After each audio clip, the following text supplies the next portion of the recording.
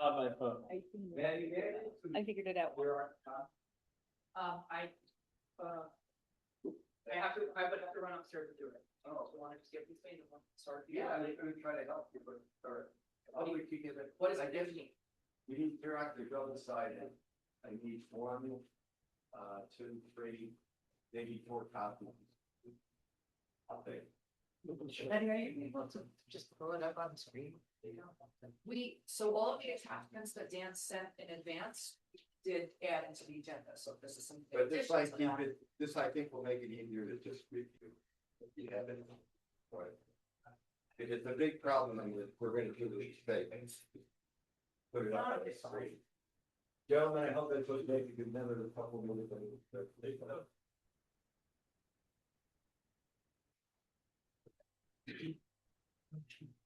Let's do it.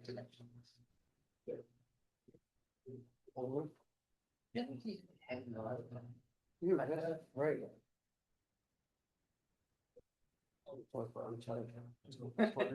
We can do whatever we want.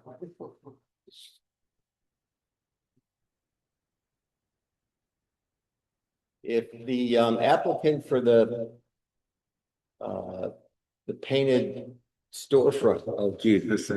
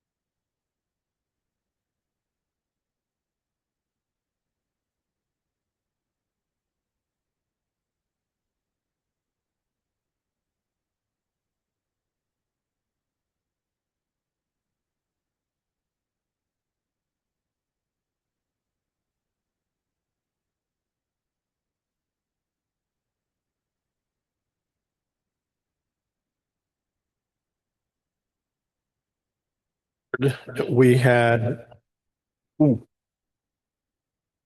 And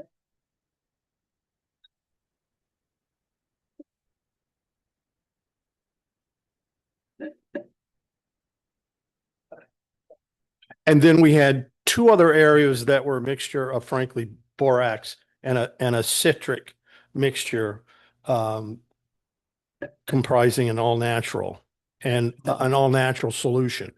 Um, I think it's fair to say I didn't influence anybody or try to influence anybody at the walkthrough, but I think it's accurate to report that the light cleaning using the borax and the citric solution was the preferred panel selected. Is that everyone here who attended was?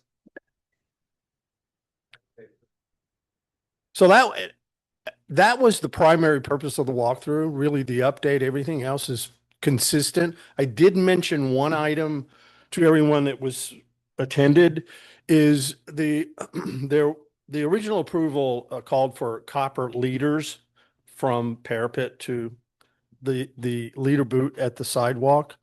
Upon further reflection and considering that the wear and tear and other potential concerns that we're going to create an 8-foot high density plastic black pipe connection at the street. It really is what we were using in two other areas at the Brandreth entrance as a part of that composition. And I apologize for not having drawings here because I had them with me last week and I wasn't in the office, but so those were the two items we discussed. What's the implication of what you just said?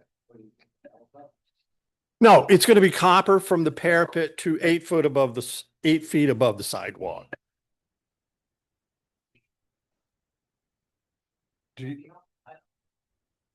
Yeah, maybe if you have. Keep it, I'm sorry, but maybe just. You're all familiar with what we're talking about, and it was something that, not an issue. Yeah, the issue of taking the copper down the sidewalk, we're going to kind of see that. From the damage and being content to so the main time we need to switch to something more durable at the street level. Looking at it outside, it makes sense. So the copper leader is with a plastic? Yes, yes. Plastic base? Yep, painted black, a black plastic base. I mean, we're looking for an integral product but the blackness of the integral product may not be.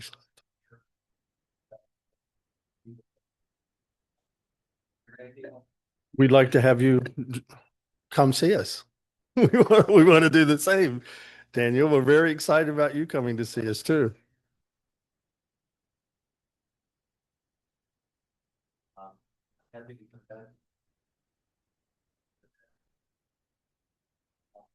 It was even more fun to see the inside, right? Everybody, yeah. Because that's where all the well, now since you were there last time.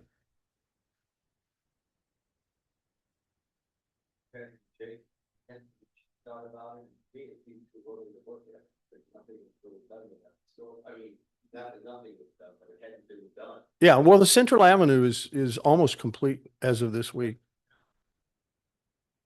Sure.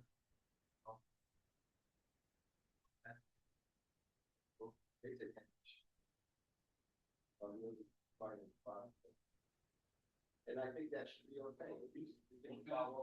Oh, yeah. Perfect. Oh, Jason, you're being thrown under the bus. Oh, good. I think the integral color is key. It has to be, because if it's a white or light gray pipe, it's gonna get scratched. It's Completely agree. gonna look horrible Yep. in one day. All right, so there gets it up to. We discussed that it was agreed on site, blank food and borax. That's fine, yeah, I mean, so we're not doing anything. But that was twisting, okay, hold on a second. Is this what you were talking about, just a light? Clean? Yes. Yeah. Yes. That's okay, great, all right, so you were there. And then there's gonna be a plastic base around the copper leader. so it doesn't get destroyed. Yes. But that's okay.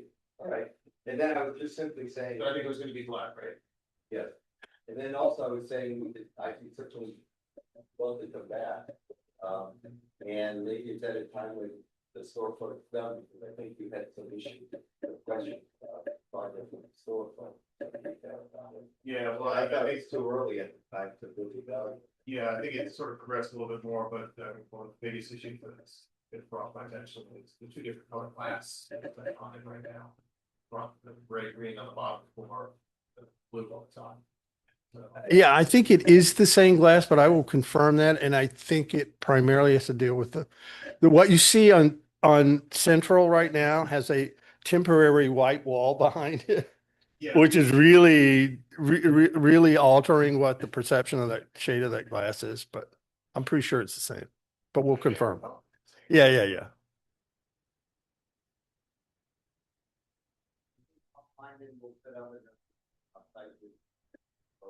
Terrific. Alrighty. Thanks a bunch. How, it's gonna be a representation of what, the drawing that people did with PAR, that over the point, or is it, are we just a quick recap? Without going through it. I'm not quite sure, please. Now, I'm asking to then decide, maybe the third step to that would be the simple. Sure. A quick recap. It's a quick recap, right?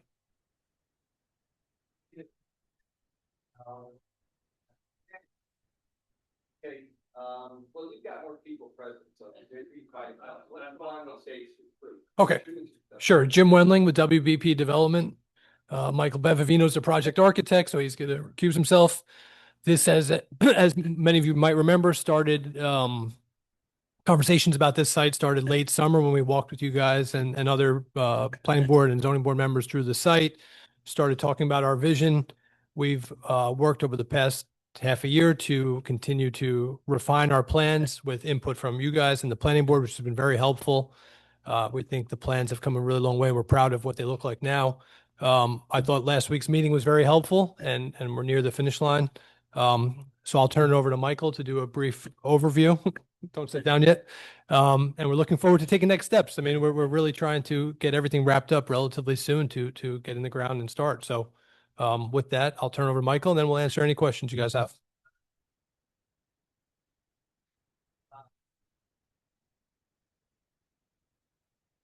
Helpful. This microphone is on and it's picking it up, but it's helpful if everybody can the microphone when you talk. All right. All right. So thank you. Maddie, would you mind pulling up the renderings when you get a chance?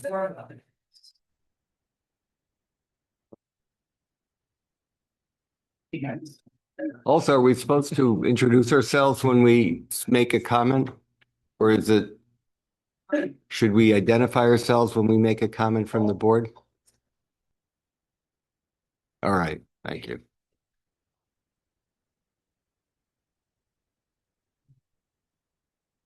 All the way to the end for the rendering. Yeah. And actually,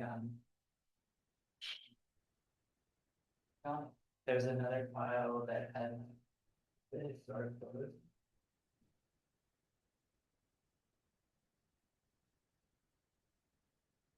This one.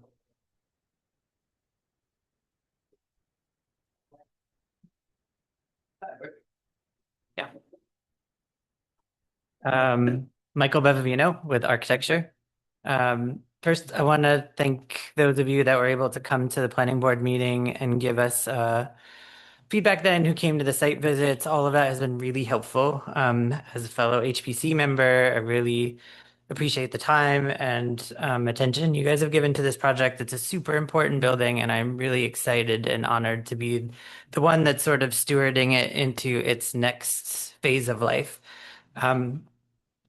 So the picture that's up on the screen is one of the few photos that we have of the existing Smith Robinson house. There's maybe one other one if you scroll forward a little bit.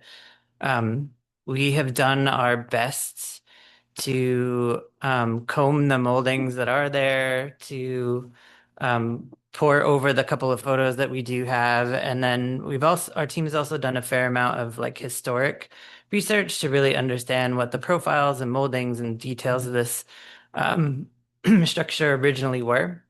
But anybody that was on the site visit knows that the existing structure has been left to quite a bit of disrepair. Like, the HPC made efforts some years ago to try to temporarily repair the roof in order to salvage the materials that were on the inside and what was left of this thing. At this point, we have bits and pieces of the shell that weren't carved apart by the textile factory, and that's where we're starting from for the new development.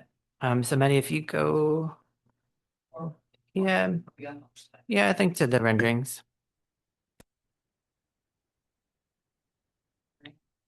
Yes, please.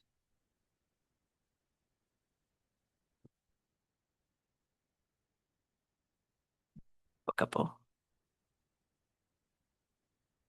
That works for now. So, in order to give purpose to this structure and sort of breathe new life in it, we're sort of using it as the central hub for the two condominium buildings that will flank either side of it. So there's 100 units in the two wings that touch the Smith Robinson house. In that structure, we're locating the core, like the new elevator, a stair tower. That's where our mail room will be. On the lower floor is where we're proposing the gym, and then on that upper floor, a large amenity space that will serve the condominium buildings. So we're trying to be really sensitive about how the condominium buildings touch the Smith Robinson house. This came out of suggestions from Dan and some other members of the board about trying to create at least a visual separation. So one thing that might have changed since the last time you saw this is we added kind of a setback portion of the facade and like a dark brick to at least create kind of a shadow line on either side of the Smith Robinson house and let it stand proud. One of the other big changes since the last time we presented this to you all is that we used to have a parking structure that was underneath the entire site. For various reasons, we eliminated that, and now the parking is under each individual building. And we have a surface and landscape lot that's in between. The really great thing that came with that elimination is it allowed us to lower all of the buildings. So before, where there was like a somewhat kind of clunky relationship between the parapet of the new buildings and the frieze and cornice line of the Smith Robinson house. Now we're able to step it down a couple of feet, make an intentional alignment there, and really let the Smith Robinson house like be proud, given the prominence on the site that it deserves. So the intent is to restore, to preserve what we can, to restore what we can't, and recreate anything that's sort of missing. So I have a whole myriad of materials that I can show you guys, and maybe if there's specific questions about it, I can pull them out, or Justin can help me grab them.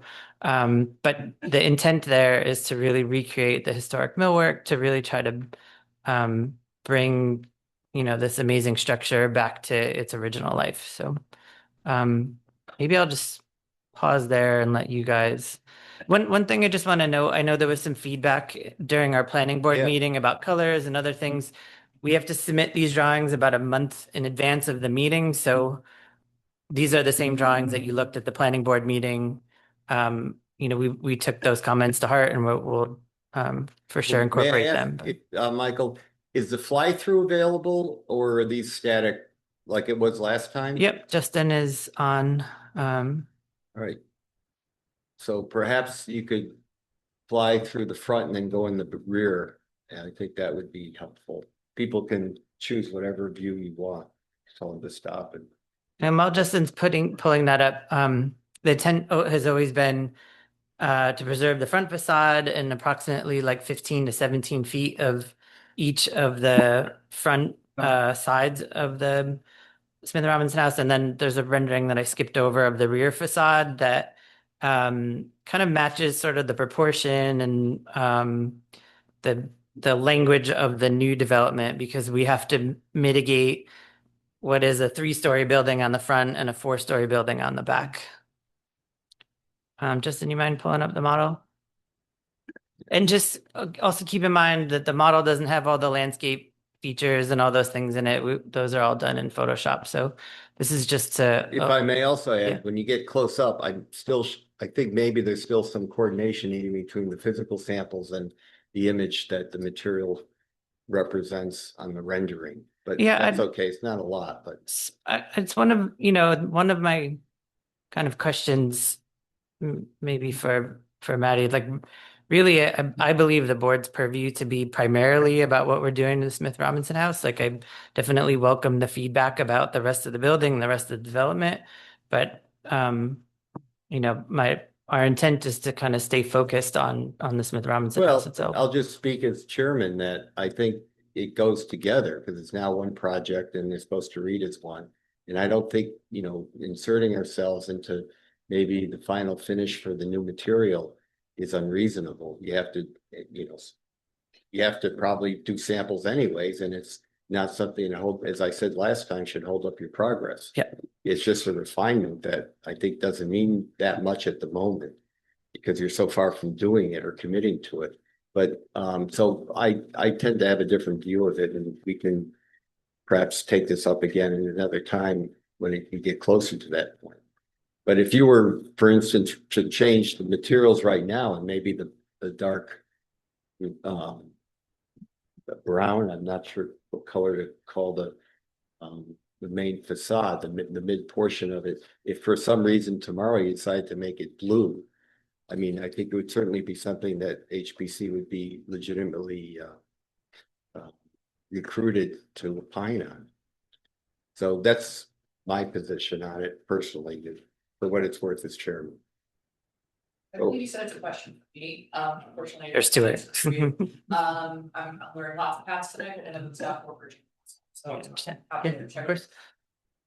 Just so I understand, but we are looking to finish. So we're not looking to change colors tomorrow to a different Right. color.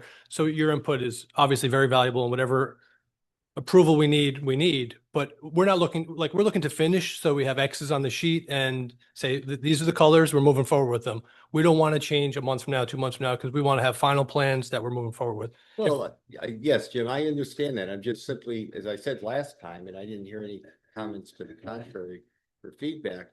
I mean, from my own experience, you do a sample run of the brick, for example, that's what a lot of people do, and it's not a big deal. Right. And you refine the color of the mortar, that doesn't affect your cost, whatever the color is. Right. And generally the color of the brick itself doesn't change your cost or your spec, because they have, I'm sure, certain color ranges. So certainly, I guess, we'll hold you to this, that there's no radical change coming up Right. to the colors. Right. And in relation to that, though, I do think it's still something that we're allowed to opine on when you get to that point, which shouldn't be holding up your job. Yep.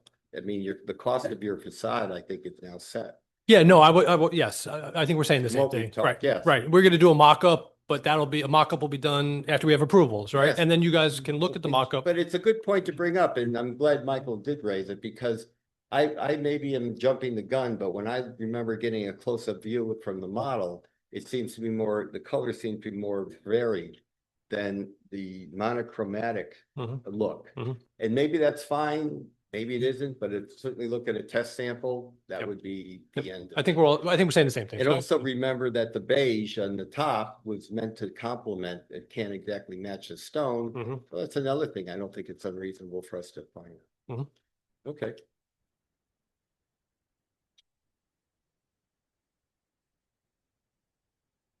I'm here at your service, so Oh, I think we need to see the reverse side too. I mean, we went through the view of the front Well, also. so question. Yeah, So go the- ahead. Speak to The, uniform. yeah, and just- Identify yourself. I can speak to the brick. It's meant to be that simple. Sometimes with the renderings, we exaggerate scale or texture differences just so it reads not like, a block of color, but the physical sample that I have, that's what it is. So we could, maybe tone down the variation in the Okay. brick a little bit, but That's the intent. I mean, it's not, it's the tail wagging the dog at the moment. I mean, Yeah. what we're discussing, but Mark, was So, gonna say curious, something. so there's the existing stone wall on the sidewalk. How is the stone wall that goes into the garage entrance gonna relate to that? Because it's not existing. Is it gonna be the exact same stone mix? Is it gonna be the same pattern, or are you gonna try to contrast it? No, rather than good, Match it? great question. The hope is to try to blend it in and match it. Okay. And then, um, I think it's, the elevation's working really well to push the historic structure forward. And show it as really the focus of the rendering and the elevation. But what I'm wondering about is I'm not seeing any mechanical equipment on the roof of the new structures. And I'm very concerned that that's going to compete significantly with the Smith Robinson house. So we'll have at the moment the idea is that we'll have little individual ERVs they're small, and they're located kind of above the corridor in the center of the building. I don't think from street level they'll be visible, but it is something the planning board raised and that we'll be looking at in the next path. Like, from the train, when I see all of similar type of buildings going up in Terrytown, up by the train station there, they're just littered of just Yeah, crap yeah. on the roof, and it Yeah. totally detracts from what they're trying to do. And I hate to see that happen here, because a lot of work's going into this, and that's just gonna be like, didn't quite finish the end game. And there are no bulkheads for stairs or anything. No, we have bulkheads. And they're not visible? If you spin Off around, of the Justin, you roof? can see them. I don't recall seeing it. Oh, see, that's your point then about visibility. Yeah. Yeah. Yeah, Right. that's right. So that's a 12, 14-foot bulkhead, and you can't see it from the street side. Okay. And you're gonna be studying it again anyways. And just to repeat something I think we talked about months ago, there are no solar panels proposed for the roof. That would be Correct. useful. Yeah. Right. All right, so if this came up from my point of view, this is the chairman speaking. If you could come in closer to the porch, please, Justin. And I think you had Trex, you had brown Trex for the floor of the porch on both levels. And that was something I'm wondering, maybe something else could be studied. Grabbing, there's a pile, Justin, up there. Yeah. Maybe others don't think it needs to be, but the fact that it's a totally synthetic Grab all of them. material.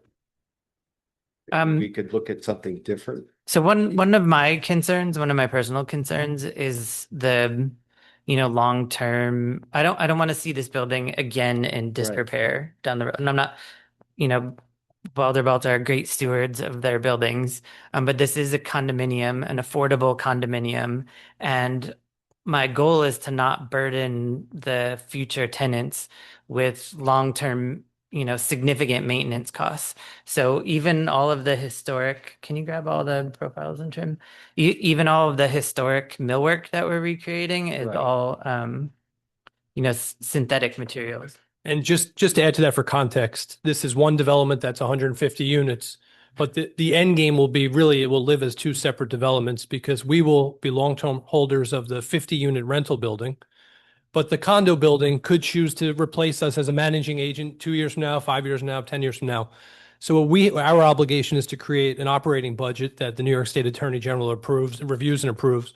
Each of the lines has to have backup, which we do. And that just speaks to Michael's point of we're just trying to be very cognizant of controlling their cost. And Trex is a low maintenance Those are all cost. reasonable discussions, and it was only my own opinion. So I think since we're all here to get other opinions on whether it's just the color, maybe brown, but brown seems fine to everyone, that's fine. And perhaps also, since we're talking about the porch, you might remind people what the staircase is made of for the steps and the risers. Yeah, so the stair is like a bluestone tread and kind of landing on a bluestone patio. It's if you go up, You can just put it. are the risers bluestone? Yeah. So the rendering is, at least from what I'm seeing, doesn't really pick that Again, up. it's not a rendering. This is just a 3D model. Well, I understand that, but we're talking about the finished product, so I think it would be good to, at some point, and I don't believe it's important at this point. But at some point later, I mean, you got a budget in there for a staircase, so that's fine. And stone is wonderful to hear. This, again, my opinion as chair, but. Yeah, at some point, we could get a finished view of what the whole thing really will look like color wise and material wise, but I don't think it's an important point to stress at the moment. I mean, because we don't have anything big to discuss with you, unless I hear something differently tonight. Just to recap then, well, there's something else you wanted to point out, Michael. I wanted to just recap some other points I made at the last meeting, just for the benefit of soliciting feedback from other members. There was discussion about, I guess more from the BAR, about the recessed stucco panels where perhaps windows are with just openings. And in my view, it's perfectly fine the way it is. I think BAR had some, concerns about it or questions about it. I don't, again, think it's something that's so critical at the moment. And the question also about the stone retaining wall in the patio, that's going to be bluestone apparently, right? And if Justin could move down the view a bit to see the concrete, yeah, stop there. I think, there was still some issue possibly about discussing that's a new concrete step that comes to the street, right, Michael? Yep. So that's all brand new. I had as an opinion, a reaction, that perhaps it should be as wide as the staircase it leads to. Whether I don't think that's critical at the moment, and the connection between the concrete and the stone wall, I don't think is critical at the moment, or the paving detail. If you wanted to address it the next time, we look at this, that's fine, but I'm bringing it up to let you know what we discussed and also solicit any other feedback regarding these features from the board. So if there are any other comments, I'd love to hear. For the concrete stair, what was there historically? Yeah, Justin, can you pull up the historic photo so Maddie doesn't have to switch back and forth? I love Justin's penguins. Yeah.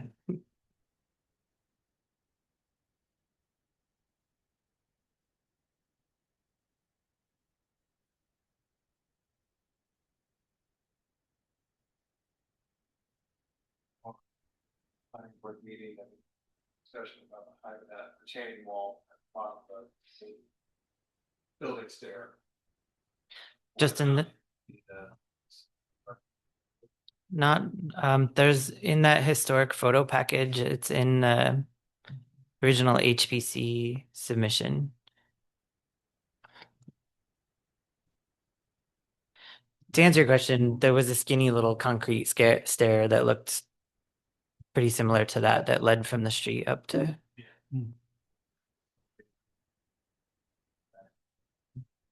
Matching the size and scale of the more decorative formal stair to the porch. That one? Might Yeah. make that concrete stair a bit honking and Yeah. overwhelming.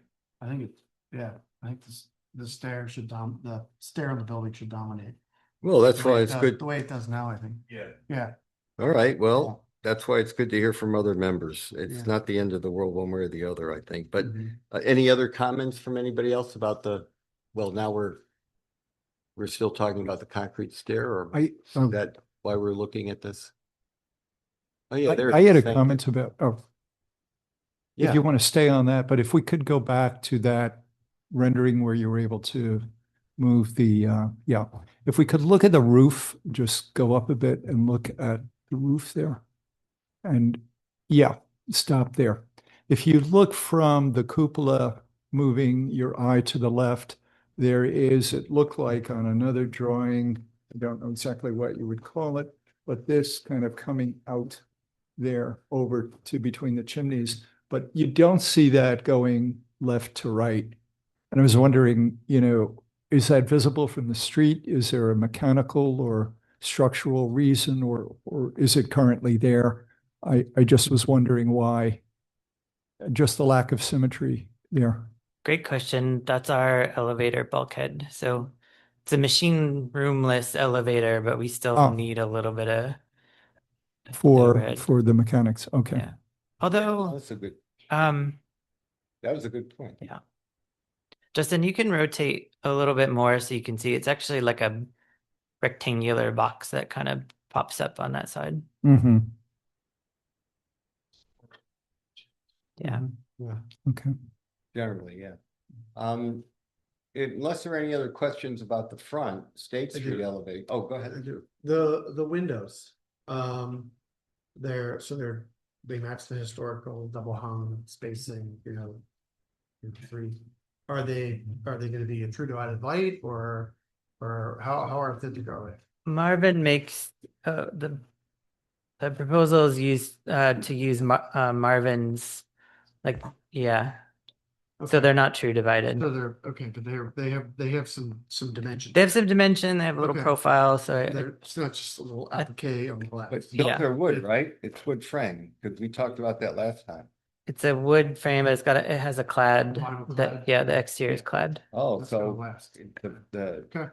all right, from a distance. It's not gonna back, create Yeah, maintenance issue down the road. so- yeah, all Okay, right, great. fine. Thank you. And I just want to ask quickly, is the front door accessible to the public, or is that you have to be? I know you said community space kind of. Yeah, that's a great question, Ethan. So it will be accessible to the residents of the condominium for sure. On either side of that entry door, we're looking to recreate the historic millwork that was in there. So one room will be potentially like a homage to what was there, some history about the building and the site. The other room is meant to be a little bit more of like a co-working space. Um, Justin, do you also have the section through there handy?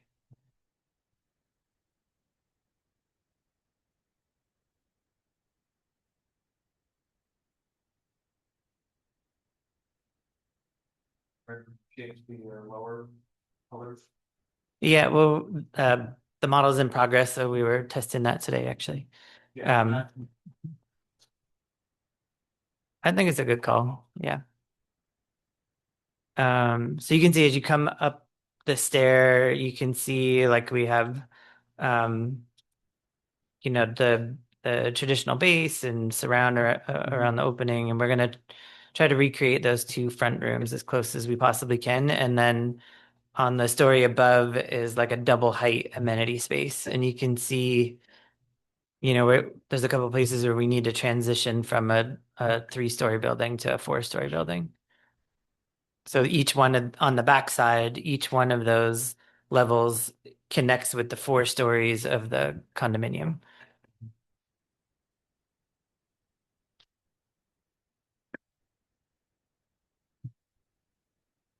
Another question about the State Street elevation. What's proposed for any lighting on the building? Is there lighting on the porch? Are there lights going down the sidewalk? What do those look like? We have some lights in the underside of the porch.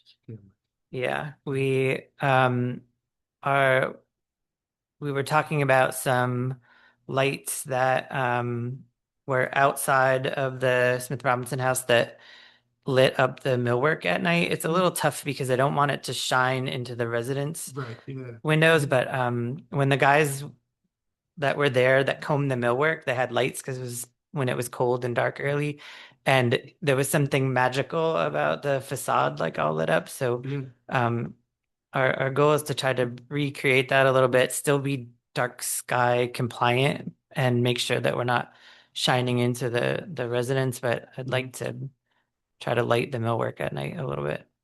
And then there's some code required lighting on the stairs. Yeah. Question. Front, what's the patio?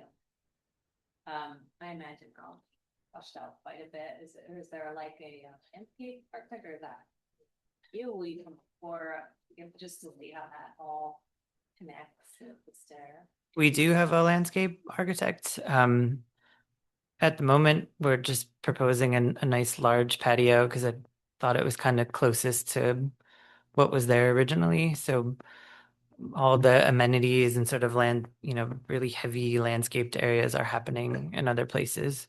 Did they had a I think so. Yeah, Justin, can you pull back up?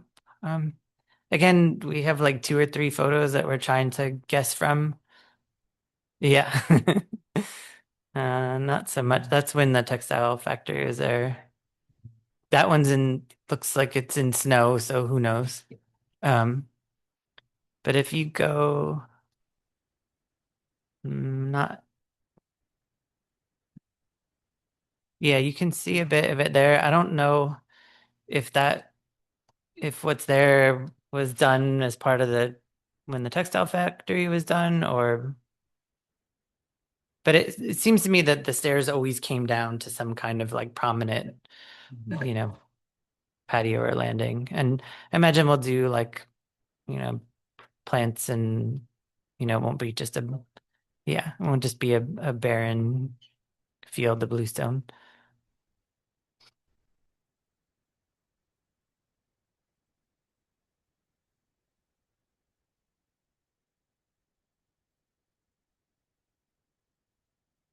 One other question about the State Street elevation of the new building.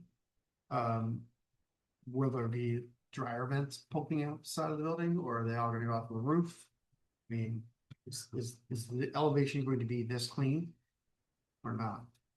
So one thing I didn't mention to this group is that we're seeking passive house certification Okay. for this, for the condominium buildings. And so we're gonna work really hard to limit penetrations. The dryers typically are, Does And each like unit so- have a dryer? what's that? Does each unit have a washer dryer? Each unit will have a Oh, washer okay. dryer. Didn't Yeah. know that. Well, that's a good question. So the point is, Things that, I mean, they're just like, see a great building go up and then there's pimples and a bird's nest on the roof, and I'd hate to see that happen here. It'd be Well, an if- issue, yeah, I guess, because it would really take away from the. that's a, house. yeah, if I may interrupt, that's a good point. I guess there are a couple ways to do it. I don't think you can bring it all up the roof for each dryer. So you're going out the side of the building, right, for a dryer? Unless they're the, Kind of depends on where the. Yeah, where the where type- the units are. right, or it's one of those dryers that don't need outside air and they got the condensing water and Yeah. all that. Again, but Do we know? again, because of passive house certification, we're gonna have as few holes in this building as possible because, yeah, it needs to be sealed up tight. Well, you could come back again. I don't think that's, that's a good point to keep in mind. You're not able to fix it yet. Yeah, I don't want to see the building pop marked You're right. with I didn't think dryer that vents either, either, yeah. because, Yeah. I have no sense of where it's gonna end up, and if you don't control it and where it goes, the mechanical contractor's gonna do it, and they're not gonna be sensitive to the bill. Just use the worst case stuff, the problem. So, just, yeah. All right. Anything else in the front? May I suggest maybe then we turn around and look at the west elevation, just so you know what's happening in the rest of the Smith house.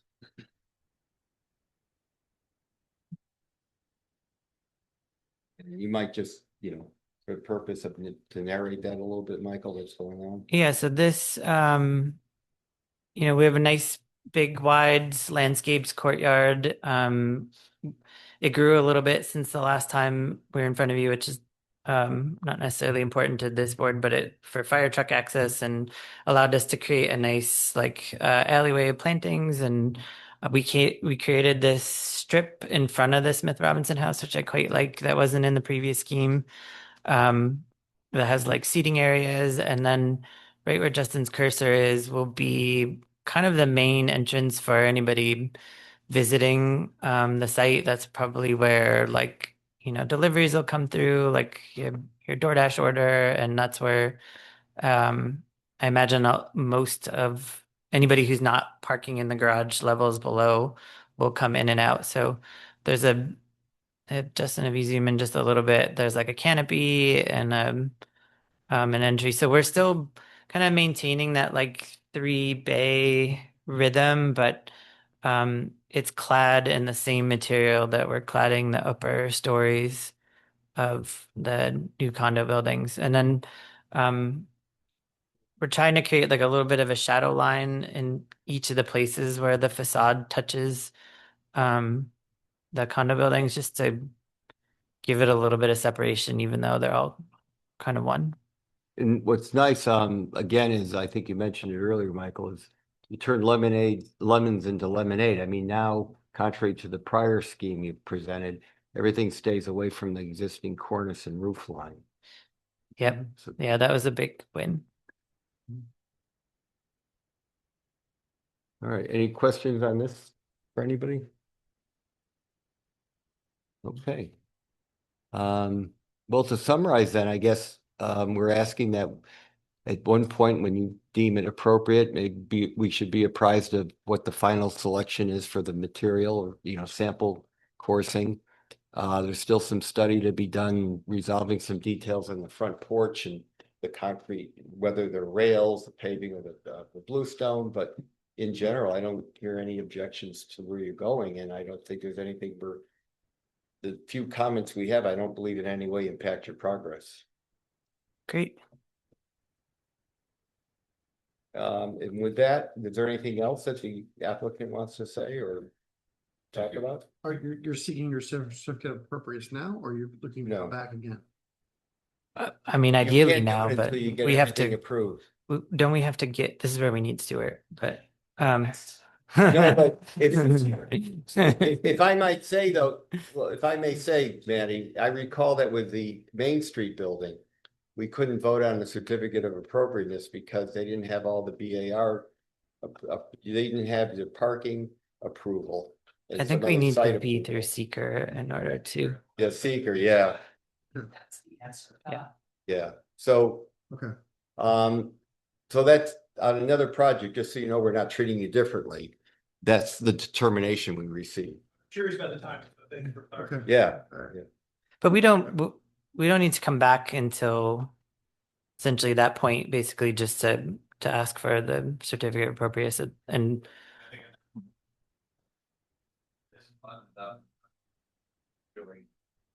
yeah. Yeah. As I said, we certainly don't want to impede you unnecessarily. I don't think we are. Yeah. no, And if all that mechanical on the roof is set back, if even facing State Street, there could be a short screen wall, that would go a long way. okay. That somehow pulled off of something from the original house or related to the building, it would clean that up a lot, at least where it faces State Street. So that it doesn't, detract from the historic existing building that you've done a lot of work to make look really great, so. Yeah, You're wondering even have stuff up there, does that open up the door for OSHA, life safety, that sort of stuff, to put up guardrails, things like that, tie off points, and then you would be like, oh, I have this thing up, but, Yeah, actually, that came up once on a project I was involved. We had to put guardrails up just for OSHA requirements. So, okay, but still, that doesn't. yeah, if you have equipment up there that needs maintenance, you're gonna have to have a railing, which you don't want, so just. Yeah. 100%. Put a screen. Yeah. Because it competes with the four chimneys. Two easily. All right. If there are no other comments, I think then we can Otherwise, yeah, it's great. close out this project for now. Thank you all so Thank you. much. Sure, Thank you. thank you. Yeah, look forward to it. back one more time. Here's the.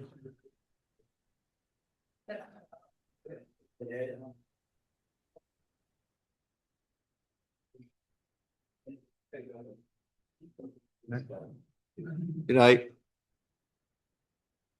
I see if Jenny is available. Is Jenny for the storefront?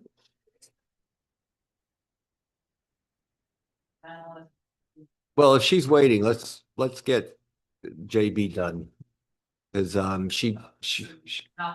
I don't think we need to, let's wait till after JB's done. She's waiting and she held us up a little bit, so. Yeah. Thank you, Jenny.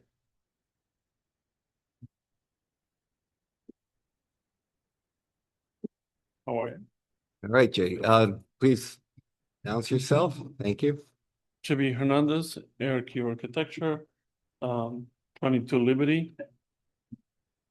The last time we were in front of this board, we had a stone that we presented to you and it was approved. Since then, the contractor went ahead with a different stone, so we had a field meeting and we exchanged that into what is in front of you now, which is, May I interrupt for a second, JB? Maybe I should just set the stage because, yes, thank you. You read my mind, Maddie. Thank you. Okay, so we're showing a picture of the bottom floor of the house as it's built, partially built right now. On partial west side and the partial south side, this kind of stone veneer was put up, and there's no explanation for it other than, I guess it's what Mark was wondering about with the other projects. Sometimes contractors just show up and they do what they want to do. And the work was stopped. We handled it informally on site. And with Jason's review, and I think also Mark, you opined on it too. We were at the site and we came up with another way of handling it. The stone that had been on the original application was just simply represented on the elevation, and we never really had a final sample that was approved. So there was some interpretation to it, and that became apparent when we saw this, because this definitely isn't what was, I think, indicated in any way on the elevation. So long story short, we came to a conclusion that that stone, of course, has to disappear. And the siding that was to be partially on that elevation should be extended further down. And that is as a precedent from some surrounding buildings, including my own house next door and a garage next door. There is a precedent for, concrete, a small amount of concrete foundation being visible. And in the front on the porch, which I don't think we have a picture of, they also decided not to try, they were building the columns supporting the porch without the stone base that had been part of the drawings. So long story short, after our site discussion, JB was good to submit revised plans to us. And I guess now, JB, I should ask if you could call those plans up and show them what we talked about and approved on site.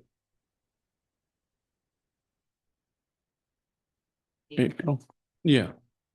So what we did is we kept the, on the top, you're gonna see on all the sheet is what it was originally approved by your board, and at the bottom is what we discussed. If you can move a little bit there. And what we discussed once we met at the field. If you go down, I think the one, there you go. Yeah, so Yeah, that one, and probably the one all the way at the bottom with the garage. Probably the one that shows the. Yes, that's the sort of garage, having, yeah. So the siding's gonna come down lower, and just a little bit of foundation will peek out. yeah, And then on the front, instead of doing stone at the base of the columns, But if You're doing- look at the original that yeah. submitted prior. It was only The stone water only table there. part was height, all- partial all height, over, yeah. Yeah. Versus going all All the way up. mhm. Uh-huh. And I guess show them the other elevation too that's missing, the west elevation. I don't think you showed them that yet. Yeah, Yeah. yes, that one, thank you. Was, Yeah. Yeah. So now this is what it's going to be. And Yeah. as I said, the only question possibly might be, it's a small detail, is the concrete might be okay raw, or you're basically showing it with paint, which, certainly would be fine. So Parching it, yeah, parging it, yeah, yeah, that's parging, but painted parge. That's a good point. I think your drawings show it to be painted parge. And I'm wondering whether the Parch, paint is necessary. So that's something to, Yeah. yeah. We could be yeah, it's tinted. parch and cement, gray. Oh, okay. Yeah, So, we could deal with that, at another point. It's a minor issue. The railing on top of the garage was, I think, the last thing to really be it's gonna be white iron railing. This is- right. I think we made us realize that that level of information on that drawing was not necessarily originally maybe enough information that you could show us a more detailed picture and of what it's going to be. Or prior to installation, we can do. Yes, the prior same, to somebody from the board, Is it iron or aluminum? iron. And It can be aluminum white, but well, this Aluminum is better. Okay. It's gonna rust, it's gonna street. Okay, that's, Well, this is why I'm glad we're able to talk about it now, because we've learned one thing. This is the second time something contrary to the drawings has been erected. And the lesson to be learned is we really have to make sure everything is very clear at the largest scale or a full-scale sample if possible to make sure it doesn't happen again. So, you know, with some kind of sample or detailed picture of what the railing is going to be before you install it, yes. We could have Can- another meeting on site. I was gonna suggest, once they have a sample of the railing prior to installation, if Yes, somebody, I think that's very important considering the precedent that's been set. yeah. Yes, I agree. Okay, I don't think there's anything else unless anyone has any other questions or comments on, I guess, what we did. I think the only thing that came up from our second was accessibility from the rear of the property to the front on either side, one or the other. I don't think you got the wall or just not. They're not gonna address that. Yeah, and that's, you know, we can't force that if it was required. That's a building department issue. Right. Okay, I think if there are no other questions on this, thanks for coming and look forward to hearing from you when you're ready with the railing information. Okay, Thank you. good night. And now we can go to Jenny if she's still available.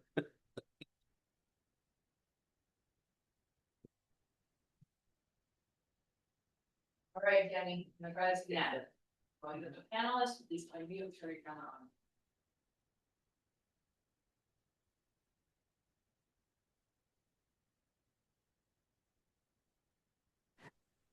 Hi.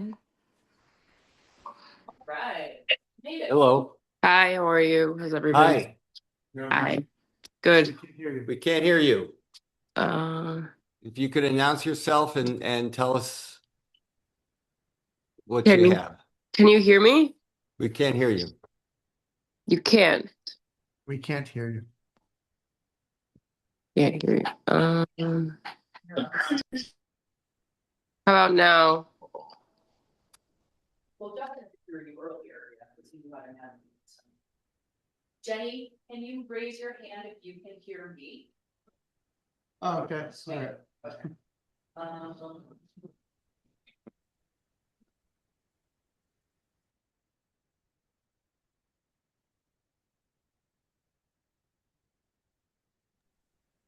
Hello?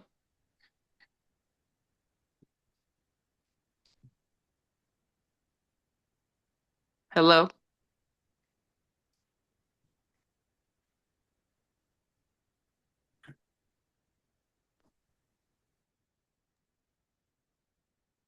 Hello?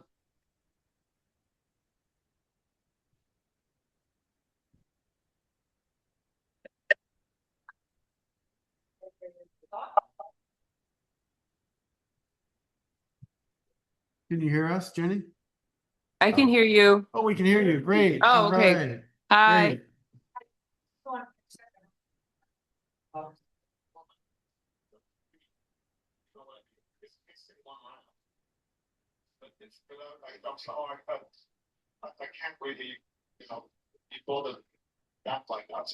Jenny, whenever you're ready. Okay, hi. Jenny Jeanette from 107 Main Street, Hacienda El Patio. Last time we met about the building being blue and the awnings and so forth. We went forward and repainted everything back to its original color. And as you can see, and the pictures are all back to what it was before.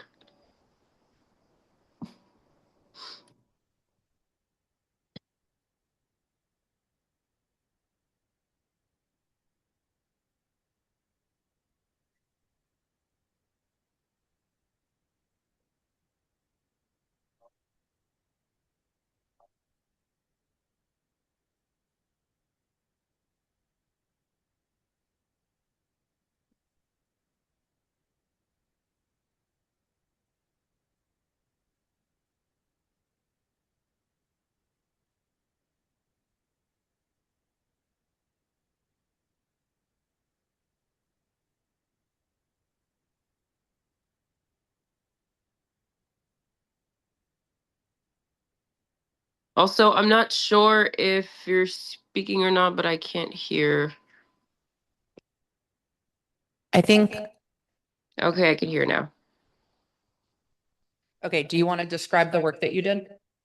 I mean, it's pretty self-explanatory. We painted everything that was blue as far as, we discussed that the blue would stay, on those pillars, and it was just changing, uh, you know, everything back to yellow and red as it was before.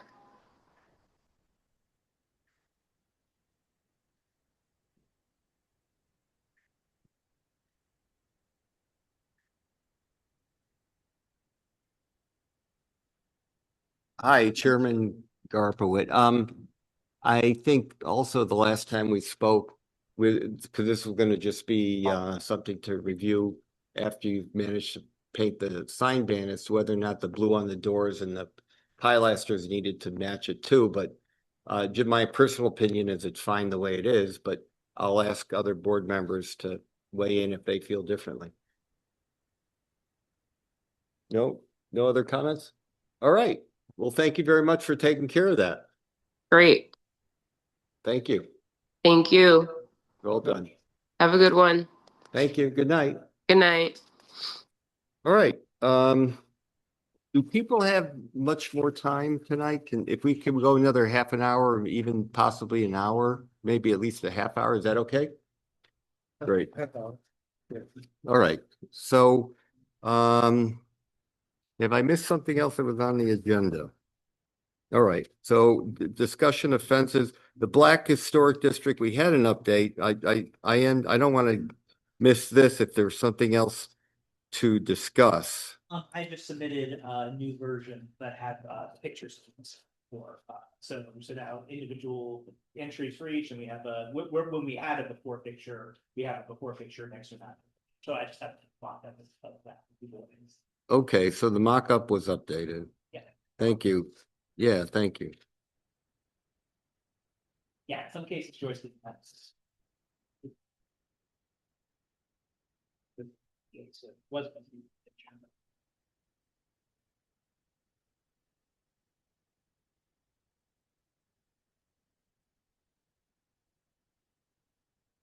Okay. Yeah, it's terrific to have this. It looks really good having it like that. Really good. And also it's going to be updated too when the park that's related to State Street gets completed. So that's another thing to add to it. I don't know if people remember, but State Street's gonna add a park entrance along the road, take you up to State Street. And in commemoration of the Black, I guess it's in commemoration of I'm not sure what the title of the commemorative plaque will be, but I think it's just recognizing this as a Black Historic District. State Street area for in particular. Make the even I think you have it at the very bottom here.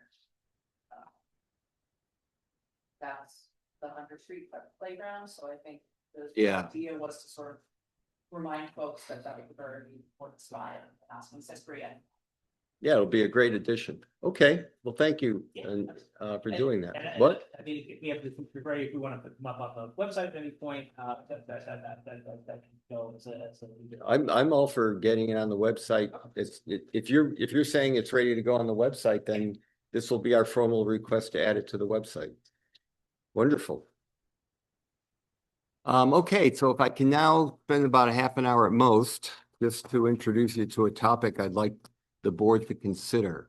And I'm going to ask Maddie to call up, if you could, Maddie, my April 6th memo.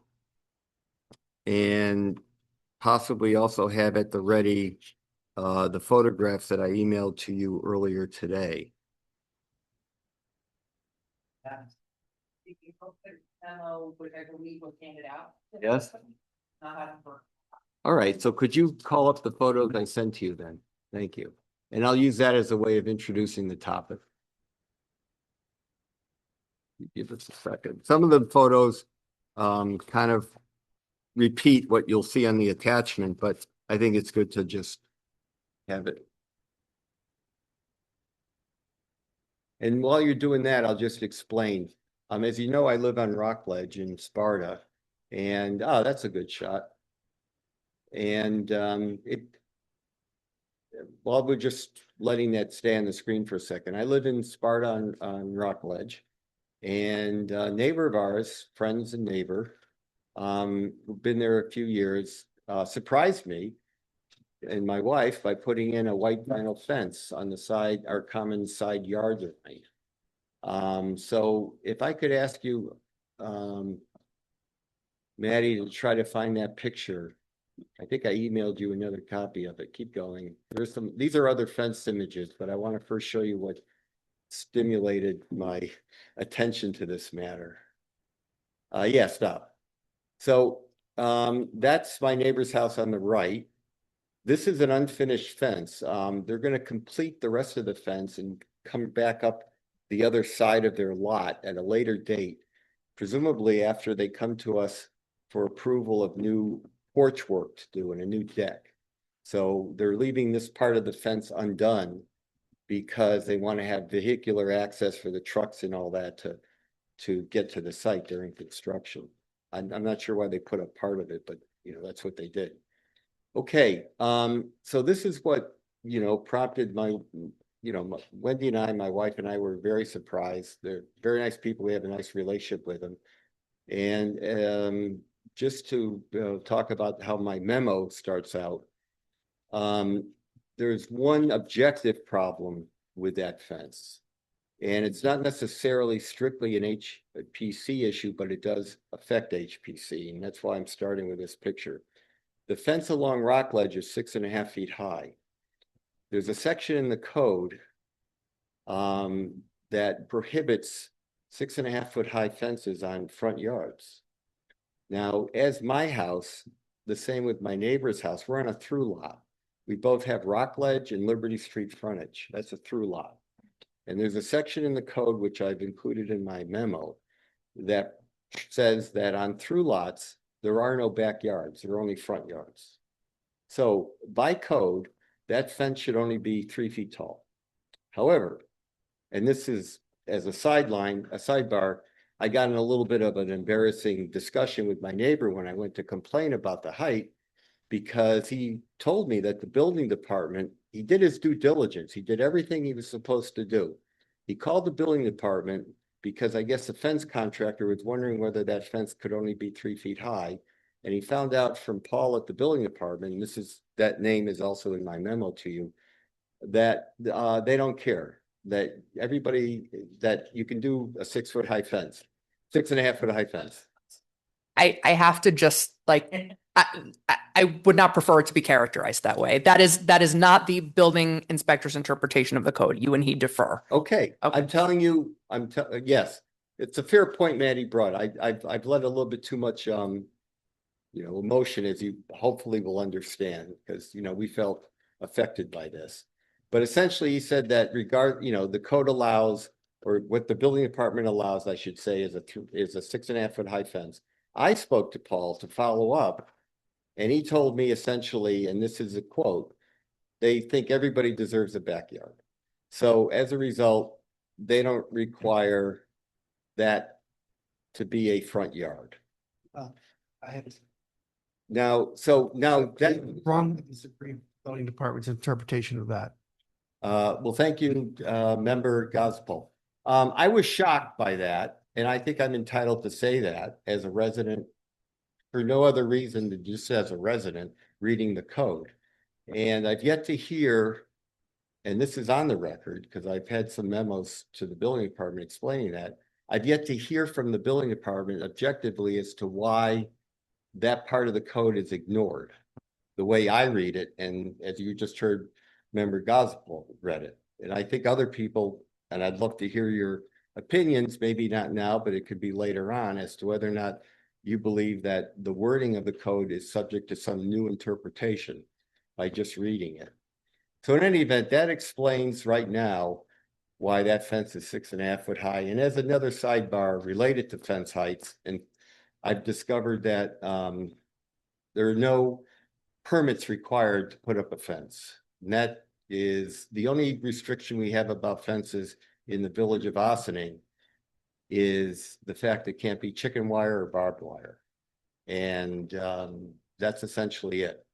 And now when you take that scarcity of limitation on where a fence can be and how tall it can be apparently, and you start thinking about our historic district, I think there's a conflict. There's a problem that should be addressed. Because when you look at our design guidelines, which were set up like over 10 years ago, and again, these are excerpt in the handout you have. One of the things that they ask people not to do is put up vinyl fences. And they also ask people not to put up the type of fences that in some cases now in Sparta are up, like chain link, for example. And we have absolutely no protection vis-a-vis HPC to regulate fence material, fence color, possibly even fence height, as in this example, for the front anyways, or along rock ledge anyways. And that surprised me. I never thought about the fact that we have no say in fences because no one in the village needs to get a permit for a fence. And so I believe that HPC has a reason to consider asking the village to consider imposing design or some kind of approval process for fences. And I'd like to show you some examples of what I'm concerned could happen in the future. And it happens at a moment's notice. I mean, we woke up one day and our neighbors were putting up this fence. So that's the way it works. They did nothing wrong. They did exactly what the village allows you to do. But I think that we should have some exception for historic district, particularly since, as I've noted in my memo, we end up opining on things that are really negligent in terms of the overall appearance, relatively minor in terms of the overall appearance of the district. You might remember we had to review and approve an air-cooled condenser unit on the side of a house, or whether a driveway apron was stone or not. So, you know, considering some of the other things that have come to us that require our design approval, I'm just shocked that, you know, none of us are the people who originally were writing the code, never thought about this before, and I certainly am one of them. And so I would ask Maddie, maybe if you could go back up to the top where we saw Jug Tavern. All right, stop. Thank you. So this is a impression of the Jug Tavern. This is, I think everybody would agree, a very important entry point to Sparta. And that's a listed building, obviously, the Jug. And you'll see there are homes above the Jug Tavern. Now, I didn't give you these in any particular order, Maddie, but I think if you go all the way down, you'll see another shot of the Jug Tavern.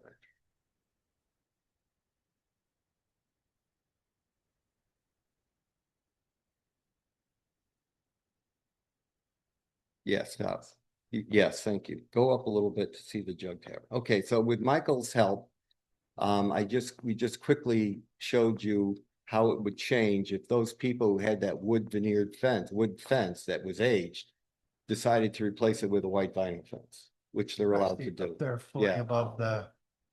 Okay. Now, I didn't ask Michael, maybe, and perhaps we can still do this. I'm taking the point of view that I want to create some potential visualizations of where people could go with fences because there are no regulations. You have that now. If you go back down to where the white fence is, Maddie.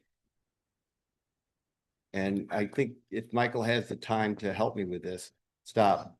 You know, that fence that's wood that now shows as a white vinyl.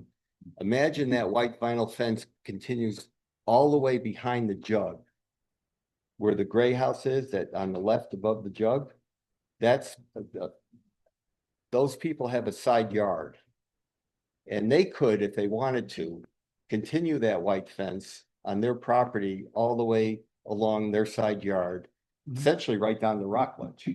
And so my point of view, and you'll see there's a post fence. It's hard to visualize right now or just notice on this photograph, but there's also a wooden post fence, an open post fence to the right of that white fence that runs down the hill a bit. So I think it could be helpful, or perhaps you could visualize for a moment how this impression of our entry to Jug could change if you saw these white fences, vinyl fences in particular, prop up on top of the hill. I think it would. I think just to really hammer your point home is that we've also looked at just the historic districts, go find what the solar panel look like. Yeah. Integration. I was like, that is probably another factor in terms of, that's sort of, it is what it is, they're solar panels that are on the roof. But for us not to have any say, especially in the historic district, something as impactful as that, Yeah. it's kind of strange. Yeah, I think this boils down, in my mind, two issues. The first one is enforcement. I mean, that house has 2 front yards. And while you don't need a permit for a fence, you are obligated to follow the village code, which says you cannot have a 6.5 foot tall fence in your front yard. Unfortunately, I know the building department says everyone's entitled to a backyard. Well, when you bought a house with 2 front yards, you're not entitled to a backyard. So you're entitled to what you bought. So I have to disagree with them on that point. And may I just add something though, Mark? But secondly, Oh, go ahead. so the first issue is enforcement of the village code. And then I think in the historic district, I think we should absolutely have purview over I mean, fences. if the house is gonna come to Yeah. us for solar panels. They should have to come to definitely us for the fence so that this kind of thing, Yeah, because I mean, the historic nature of Sparta, it's pretty spotty and precarious. A couple more fences and it's gone. I mean, so we need to protect a little bit that we've got, I feel like.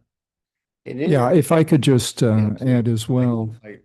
Steve Casey. I agree with Mark. I mean, if the code says, we have sections of the code says that you've got 2 front yards and it's clearly written here, you can't put a fence up above 3.5 feet. That seems pretty Actually, black 3, and white. Yeah. And I don't think people have the right to just decide to interpret the code as they want. If that's what happened, I'm not saying they did, but I want to your point, Maddie, I'm not saying that, but I think this is worth looking into further from that point of view. Number 2, we put a lot of time and effort on this committee. A lot of time and effort went into drafting all of these codes and rules and regulations. And it seems absurd that we don't have something to regulate fences going up in historic districts. It sort of negates, as you've just pretty well pointed out there, what are we doing then if we don't have anything over that? So I would, I'd say we take some time and read what you've proposed, but it certainly seems to make a lot of sense to me. I appreciate that, but I do also want to say, I think both of the points that are being made here are good points, but I just want to be crystal clear. The building inspector interprets the code. That's how this works every place. What the building inspector is saying is his interpretation based on the way it's written today is thus. So Corporation Council has asked for 2 things to sort of generate out of this conversation. One is if the HPC feels like they need a seat at the table with fences on things that are in historic districts, he is encouraging you to approach the Board of Trustees with that, which I think it sounds like, I haven't heard from everyone, but it sounds like that'll be a unanimous yes, which is something that we can certainly convene. But the other point of it, and this is something that the chair, may recall from going through the land use chair meetings with us, there are several topics on which specifically the Planning and Zoning Board feel like the direction they're being given is not clear based on how the code is worded. The building inspector also has some of those challenges in certain sections of the code that far outdate anyone who's sitting in this room or in this building.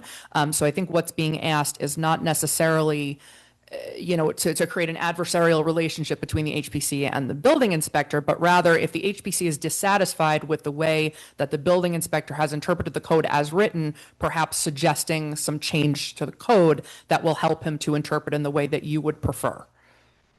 Yeah, I mean, to keep it rational is a very important point and not be adversarial. I tried to have a conversation with Joe, the building department chief. I've never had the opportunity to talk to him, and I still haven't received anything to explain why apparently a simple code restriction is interpreted the way they're interpreting it.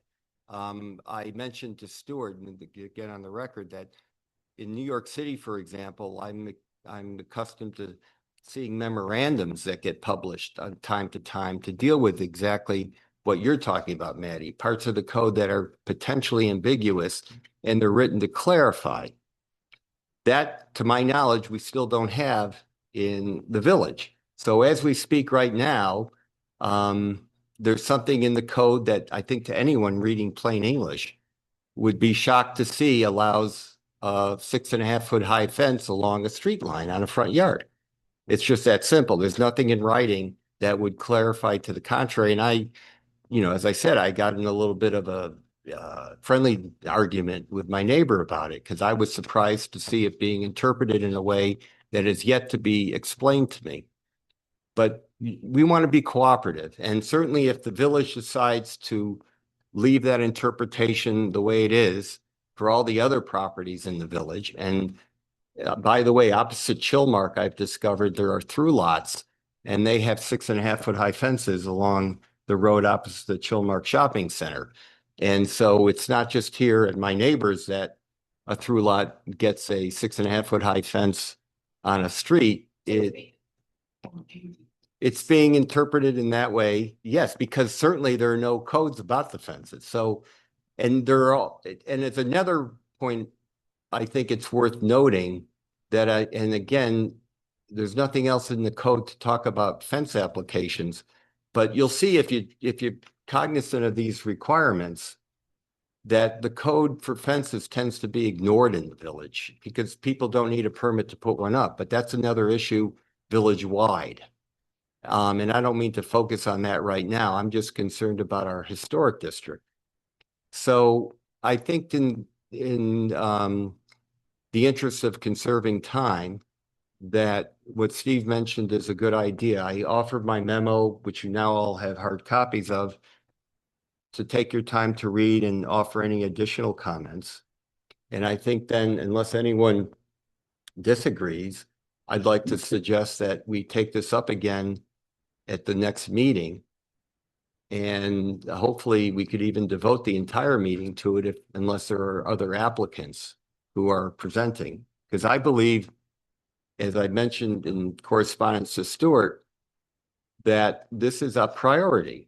That, as I said, tomorrow you could see vinyl fences all around Sparta. Obviously, the odds are probably slim, but there's nothing to stop that. And I think, therefore, it has to be a high priority for HPC. Okay. And with that, what? Go ahead. I guess my question is, so, and to your point, Maddie, how do we sort of then elevate this and towards a resolution, or to get, and I'm sure the building inspector might even prefer to have more clarity as to how things should be interpreted. So what's the next step to help deal with that? Well said. I think certainly, we're able to convey this, and by we, I mean Stuart and myself, are able to convey this, what appears to be at least a majority opinion, that this is something that the HPC would like to see addressed. And again, on those two axes, right? So one has to do with, should it be clearer that the HPC has jurisdiction over fences? That's one. And then number two, what should those restrictions on fences be, particularly in historic districts? So I think it's two different arms of the same conversation. I think that we can certainly give this to the Board of Trustees as a topic of conversation that came up prior to tonight's meeting in the chair's memo and also this evening. But I think it's just super important that the Board of Trustees hear this as this is an HPC initiative. So I think that that's sort of what we're hoping to convey. Number of us, when we read the regulations, we come up with this answer: fences above 3.5 feet are just not permitted, even on through lots. But there's another interpretation being applied. How do we get to a resolution of that? And what do we need to do to then get things clarified permanently. Yeah, no, I think that's fair. And then I think also, once that conversation comes up, and I suspect it will become the topic of a work session that will be, one of these small zoning section changes. I don't want to overpromise because the board does have a rather full plate. I will try to get it on their plate as soon as possible. But we do have the quarterly meetings with the land use chairs. I suspect from the conversation here that this does not want to wait until June.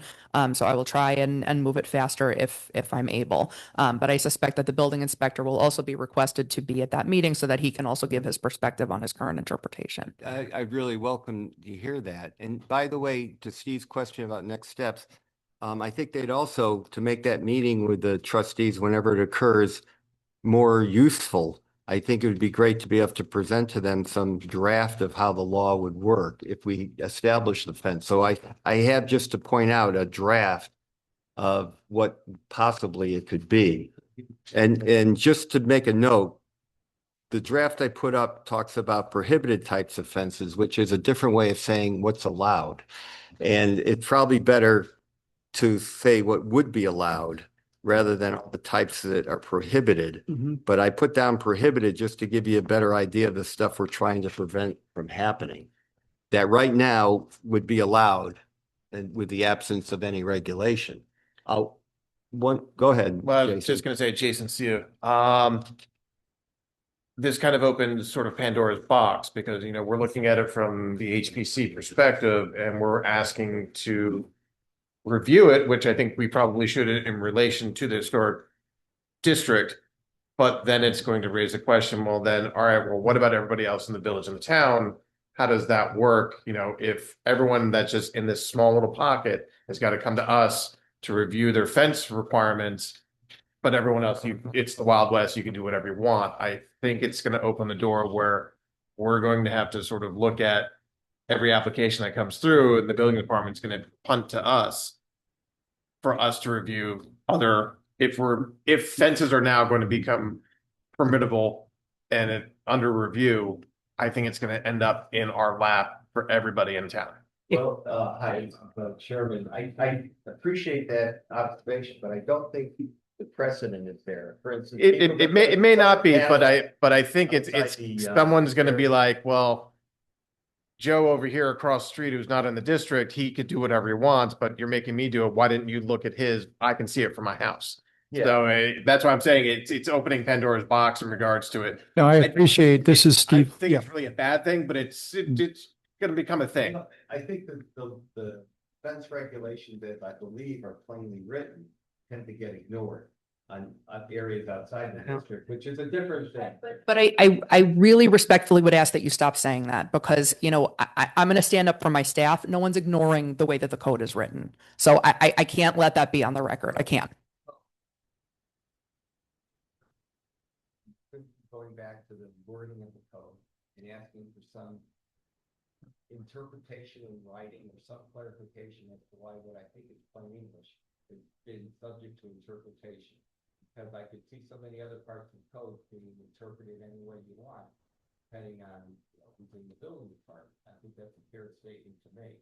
But we want to be, I certainly personally and professionally want to be more constructive. I'm just, I guess, expressing a certain degree of frustration that I haven't perhaps seen a clarification of why it's interpreted this way. Other than that's the way it is. So, as I said, from my experience in other jurisdictions, typically that's accompanied by a memo, or perhaps even a change in the code, and that would say. So I can appreciate that. And I want to also, remind everyone that the Board of Trustees is always looking for this kind of feedback from the Land Use Board. So I think that they will welcome this participation in the process. But with respect to receiving a memo on this item in particular, I also want to underscore the fact that this is a village of 32,000 people. We're already lifting pretty heavy, so we're doing our best. But there is a queue, right? So I think Joe's one person. He works very, very hard. Everyone in the building department works hard. I think you can expect to find some satisfaction, but you got to give us a little bit of time. Again, you say that to, Joe, I think our board feels that way. We want to be constructive. I just expressing a certain degree of frustration to the absence of clarification, but we want to move forward. So anyways, to Jason's point about how it might affect the rest of the village, that from my point of view as chair is a separate issue. Maybe the trustees who want to address it, maybe they won't. Yeah, but to Jason's, this is Steve Casey again, to your point, Jason, though.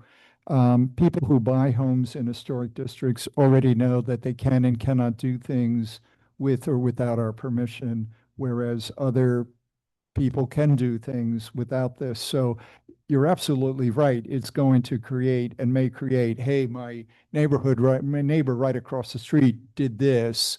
Why can't I? Well, you live in a historic district. You knew that when you bought the house. The So, line you goes know, around your house, but yeah. not around theirs. yeah, right. So that's, you know, No, I understand that, but it's gonna probably end up setting precedents and being like, all right, well, if the HPC, you know, like somebody's looking at it, if it's not being looked at holistically throughout the village, HPC's raise their hand, they want to look at it for historic. Will it, you know, will the board then look at other applications moving forward for everybody else, you know, because you're not gonna want to have 20 different versions of a fence as you go down, say, State Street, where you do have chain link fence, you do have vinyl, you do have wood, you do have just the post and rail. And it's like, you know, is there some sort of look saying, you know, look, I don't want to be a HOA and say everyone's got to have the same looking fence, but at least everyone's got to have working from the same palette. Or Yeah. at least the, you know, version of it. I think that's a fair concern, but I think the answer is the HPC only has jurisdiction in certain places. You don't have jurisdiction throughout the rest of the village. Yep. So I think you're marked safe. No worries. Thanks So- again, Manny, for, so- bringing up sorry, just to finish my thought. Again, I want to stress, I appreciate Manny's, defense of the DOB and trustees. I don't need to cast them unfair accusation. All right. But what, Mark? Yeah, so back to the interpretation of that specific section. I mean, it specifically says that if you have two front yards if you're a through lot, which means you can't have a fence. So as a professional who lives and dies by codes, and to see something interpreted that differently from the way it's written is troubling. So I'm fine if they want to change the code, or at least be clear about why they're interpreting it that way. That's my point. And I do like not having to get a permit for a fence. And I think that would be good if that remains, because it's kind of ridiculous to have to get a permit for a fence. I don't think, you know, I'm not pushing for that, but I would just like to see a clear understanding of the interpretation. Yeah. I mean, it's great that it's relaxed. That's usually what we're going for as design professionals most of the time. So it would just be good to know why. I think that's perfectly reasonable, and I think that you can expect that. I just think we need to be realistic about the time frame to produce a memo with that information in it. So you know, the first I heard about this was last Tuesday, I believe. So I appreciate it. I respect it. I suspect there's some validity to it, but you got to give us a chance to formally respond. I mean, I'm not to Mark's point also, is like, even if you look at in various other towns, is if you have a corner lot, you have to designate what the front yard is on a corner lot. And it isn't like you can go pull a permit, say my front yard's over on this street now, and then I want to do some changes to my house. Oh, I now want to put my front yard on the side street because it works in my favor in terms of the side yard setbacks. As like, once you establish it, that's kind of it. You know, so if we have, you know, already written in the code saying through lots don't have a backyard, they have essentially two front yards, kind of clear.